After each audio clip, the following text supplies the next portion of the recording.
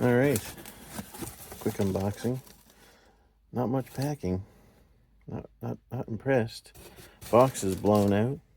She got squished. You can see there. It's taped, kind of.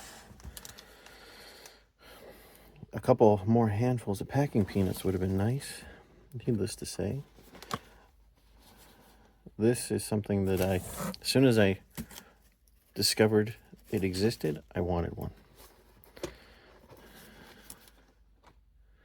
Let's see if I can get that here. There it is. Bronze Hustler Switcher.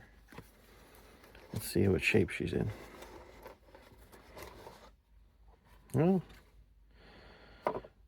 they packed it up a little bit. With more packing peanuts anyway.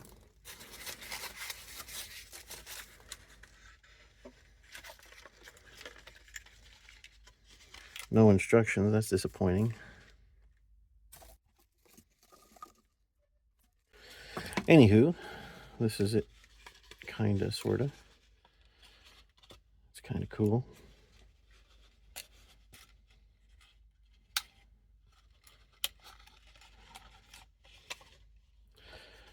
So I discovered this when I was researching gold locomotives.